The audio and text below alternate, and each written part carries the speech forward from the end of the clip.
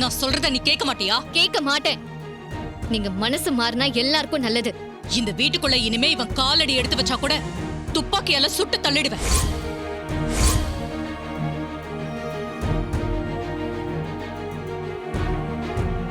போ சொல்ல. நான் ஏற்கனவே உங்ககிட்ட சொல்லிட்டேன், எனக்கும் இந்த விஷயத்துக்கும் எந்த சம்மந்தமும் இல்லைன்னு. அந்த நகையெல்லாம் என் அம்மாவோட சிலை கிட்ட புதைச்சி வச்சிருந்தாங்க. அது எல்லாத்தையும் நான் கண்டுபிடிச்சு கொண்டு வந்து கொடுத்துட்டேன். டேய், இதெல்லாம் உன் வாயால சொல்லாத. முதல்ல நிரூபிச்சு காட்டு. கண்டிப்பா அது யார் பண்ணாங்க நான் நிரூபிச்சு காட்டத்தான் போறேன். முதல்ல நிரூபிச்சு காட்டு, அதுக்கப்புறமா பார்க்கலாம். அம்மா, இப்ப சொல்றேன், நல்லா கேட்டுக்கோங்க. இவர் கண்டிப்பா சீக்கிரம் நிரூபிப்பாரு. நிரூபிச்ச பிறகுதான் இவரோட நானும் இந்த வீட்டுக்குள்ள வருவேன். ஏய், என்னடி சொல்ற? இவரை நிரூபிக்கிற வரைக்கும் நான் வீட்டுக்குள்ள வரமாட்டேன்னு சொல்றேன்.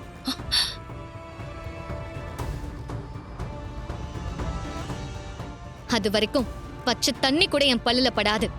ரேவதி, என்ன பேசிட்டு இருக்க? உன் மேல எனக்கு நம்பிக்கை இருக்கு. நீ போய் இதுக்கு காரணம் யாருன்னு கண்டுபிடி. நான் அது வரைக்கும் இந்த வீட்டுக்குள்ள போக மாட்டேன். இங்க வெளியிலேயே தான் இருப்பேன்.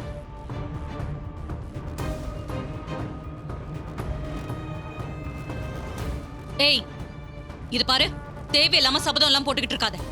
இதுல நீ தோத்துதான் போக போற. இல்லம்மா, நான் கண்டிப்பா இதுல ஜெயிப்பேன். என் புருஷன் மேல எனக்கு நம்பிக்கை இருக்கு. அவர் உண்மையை கண்டுபிடிச்சு நிரூபிப்பாரு. அப்புறம் நாங்க 2 பேரும் வீட்டுக்குள்ள வரோம்.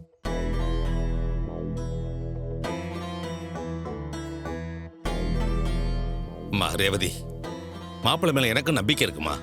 அதுக்காக சாப்பிடாம கொள்ளாம இப்படியே வாசல்லே உட்காந்துருக்கணுமா? வீட்டுக்குள்ள வாமா. என்ன மன்னிச்சிருங்கப்பா. நான் சொன்னதுதான். என் புருஷன் மேல எந்த தப்பும் இல்லைன்னு நிரூபிச்சுட்டு தான் நாங்க வீட்டுக்குள்ள வருவோம். ரேவதி, இப்படி அடம் பிடிக்காத. இதெல்லாம் சரியா வராது. நீ வீட்டுக்குள்ள வா, அம்மாவை நாங்க சமாதானப்படுத்துறோம். இல்லக்கா, இந்த விஷயத்துல நான் மனசுல வைராகியமா வச்சிருக்கேன். இதை செஞ்சு முடிச்சிட்டு தான் நாங்க வீட்டுக்குள்ள வருவோம்.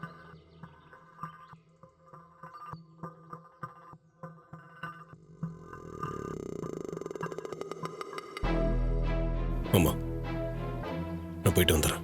ஆ